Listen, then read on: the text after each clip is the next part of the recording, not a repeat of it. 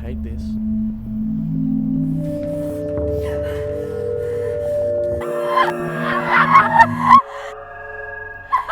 Stop it!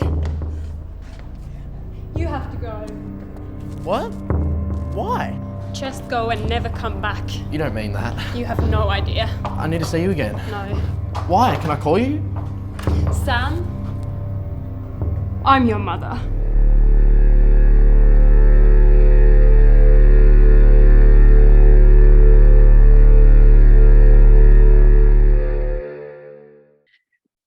Hi everyone, welcome to the latest Screen Watching interview. I'm Simon Foster. There's no sugarcoating what writer, director and star Saara Lamberg is presenting in her new Australian film, WESTERMARCK EFFECT. This is the story of a woman who reconnects with the now adult son she hasn't seen in 20 odd years, setting in motion a relationship that is one of society's great taboos. It's handled in a particularly sensitive and challenging way in this pretty remarkable film, and we're very lucky to have Saara Lamberg here to talk to us about it. Thank you for joining us, Saara. Thank you so much. I feel like I'm lucky to have an opportunity to talk about my work and my film. Is, that's why I make films, is just to start conversations and to have dialogues with people. I'm an introvert, really. I can only talk through my work. So thank you for the opportunity. You'll be having a lot of conversation about this work, I can guarantee it. There's plenty of angles to come at this film. I'll come at it from this one. In the middle of the film, there's a montage sequence, and it is the sort of montage sequence you see in romantic films. They're finding a connection, they're building a chemistry. All the while, the notion is in one's head that they're mother and son. You set yourself an incredible challenge, both as a storyteller, and you ask that of your audience too, to invest fully in their romantic love while still struggling with society's expectations of these two people. Over to you. What would you say to that? I would say that it is a love story, and these kind of couples are real, whether we as a society like to think about that or not. And the feelings that they're experiencing when falling for each other are very real as well. So I don't see why they wouldn't deserve the Hollywood style montage of falling in love, because I felt like that was the best way of presenting it. And yeah, I'm pleased that you saw that in there, and then that resonated with you. Absolutely, yes. I think, yeah, I just wanted to present a story without making any judgments of whether it's right or wrong. And I don't feel like that's my job as a filmmaker to make those judgments. I don't even feel like that's my job as a human to make those judgments for other humans. So what I wanted to do with the film was just to present a story, present some emotions that these two are having to go through this challenging journey. And yeah, it's just imagine being that person in that situation. If you did have genuine feelings of love towards someone that you feel like it's not right to have feelings for. And I feel like this is something that a lot of people can actually feel familiar to in some of their relationships, regardless of what the circumstances are. It doesn't need to be this particular circumstance, but I know there are so many people out there in the world that feel like their love is for some reason forbidden, or they shouldn't be having this relationship that they're having. And I really hope that this film will resonate with a lot of those people, because they can be really complex feelings. And yeah, I would not wish to be in that situation myself, to have to go through those feelings. Yeah, I'll jump ahead of my questions a bit, because you raise a really interesting point there. Is it too much to say that the Westermarck effect is a kind of advocacy narrative for this kind of love? The message that came out of the film to me is love, find it where you can. Does that really extend to these sort of feelings, these sort of emotions in these people in this situation? I wouldn't say that I've made a film that's advocating anything. I don't feel like that's my position.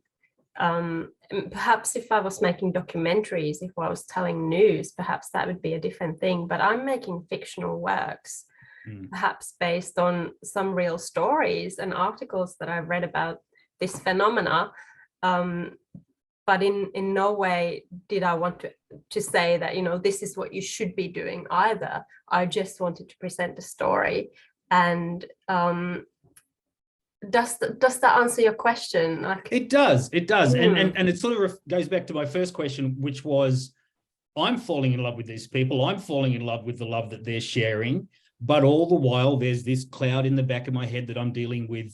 And as a filmmaker and a storyteller, that you're dealing with this societal expectation or societal weight that is upon them that says how wrong this kind of love is in so many people's eyes. So it's like I say, it's a very brave bit of storytelling. Thank you. And now maybe just go back to some of the dream sequences of the film, where the genetic mutations that may happen when people that are related to each other actually have children. Again, that was just based on what I've read, scientific evidence, and again, I just wanted to present it as something that is reality as well. And so I didn't want to shy away from that either. And hopefully, again, that shows my kind of observing situation rather than me trying to advocate a certain angle.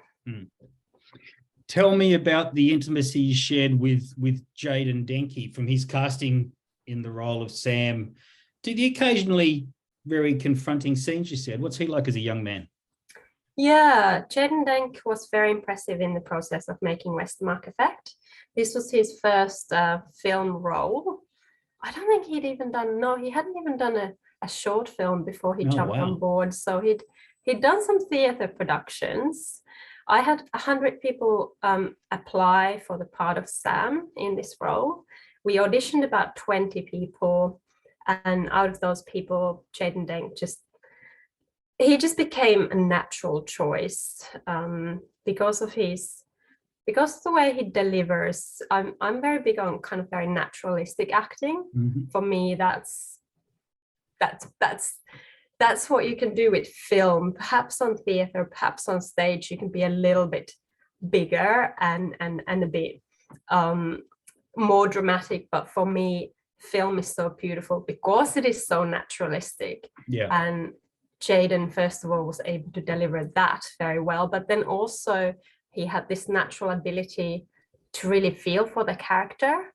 And he sort of just fell into it beautifully. And plus he had a really let's do it attitude in terms of production as well. So when he wasn't acting, he would be helping crew members with various different things.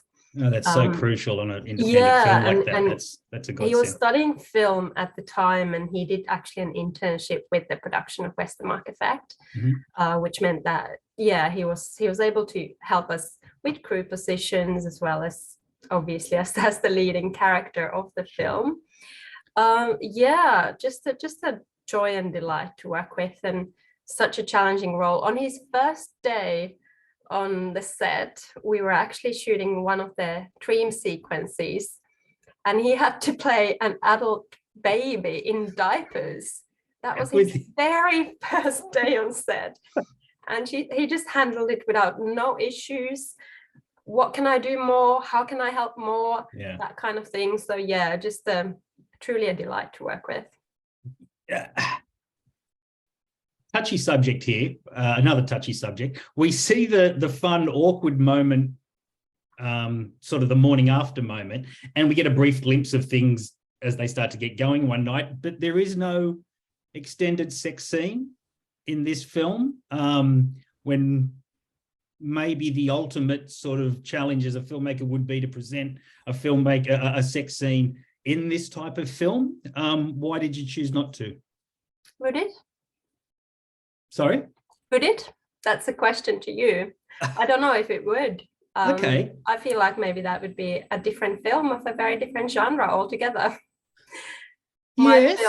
My film is about emotions. It's about feelings. It's about the complexity of all of that. And I don't see why showing a very very physical sex scene would add anything to that. Okay. Yeah, that's fair enough too. Sure. It played at the Cannes market last year. And I imagine it will play very well with European audiences. Do the films and the filmmakers of your birthplace country factor heavily in your filmmaking? Do you have influences in the European film industry? I mean, there are filmmakers that I admire all over the world, really. Some of them from this part of the world, and some of them European, some of them American.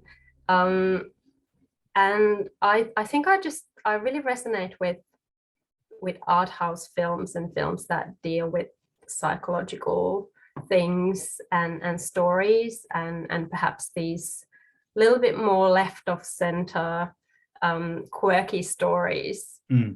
Whatever that genre is, I'm not even sure, but the sort of outside of the mainstream usually is what takes my interest most. And those are, I suppose, the kind of films that I'm interested in making as well. Yeah, one of the filmmakers that I was reminded of while watching your film was the Australian filmmaker Paul Cox. I think this is very much of his sort of intellectual rigor and his sort of bravery in the way he would have tackled a film like this. And I think you've done his spirit and the way he tells the story a great deal of honor. Thank you. That's amazing. Oh, That's no, it amazing absolutely was. comparison. I interviewed Paul Cox not long before he passed away, and I'd always been a fan, and I sort of did a big deep dive into his films once again. And like very early on, this movie struck me as being of a similar sort of level. So that is a huge honor, actually. Thank you. It's a very inner city Melbourne. It has that great sort of gritty, independent, low budget feel to it, which is one of its many charms.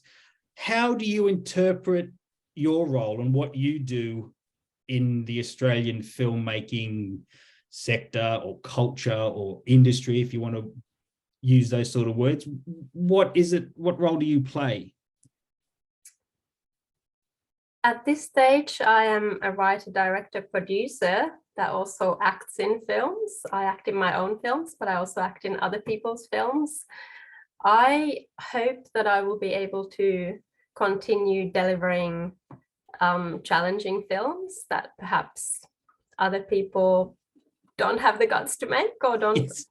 Or like, I'm not sure. I'd love to be able to get into a position where the people that I work with get properly compensated for their work, and that would mean me getting some funding for my films, which hasn't happened yet. So I haven't received any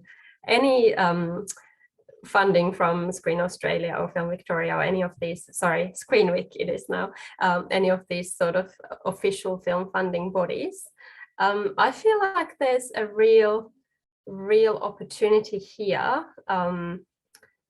for these more unusual stories, because I seem to have an interest in them, and enough people now seem to think that I have an ability to tell them. So I feel like I'm worth investing in, and particularly the people that work with me are worth investing in. And we would love to keep telling stories like this, other challenging stories, but also entertaining stories. I think something that is really important to me is that I see people laughing in the audience as well, and I have this kind of twisted, dark sense of humor, and I'm really happy that it seems to be translating itself to the Australian audiences as well. Perhaps, Westermarck Effect seems like such a controversial love story and such a dark film, but actually I have audiences roaring with laughter at points of it as well. So I feel like what I can offer is dark humor, interesting stories. One of the distributors that I spoke with criticized my work as being too smart house for Australian audiences. Oh, God. And I think that is such an insult. An insult to you and to the audience. It's a double insult. I just feel like there are a lot of Australian people that are really, really very intelligent. Yeah. And also very intelligent in their movie tastes. And I hope that I can be able to deliver to those audiences and that the films that I make would get the funding that they deserve. We need more films from filmmakers with those sort of attitudes and your sort of talent. So thank you so much for talking to us on Screen Watching, Saara. It's been lovely finally talking to you, and congratulations on the film. It plays as we record this tomorrow evening at the Lido Cinema in Melbourne. And then where? What happens next? Well, this is the question. I currently don't have distribution for this film, unfortunately. Yeah. Would love to have it on one of the mainstream medias. I want everyone to see it, and I want all the 100 people that helped me make this film as cast and crew members to have an opportunity to have their work seen as well. So distributors, please come at me. I would love to give the film to you. We're on board for you. We'll spread it around. Thank you so much for talking to us, Saara.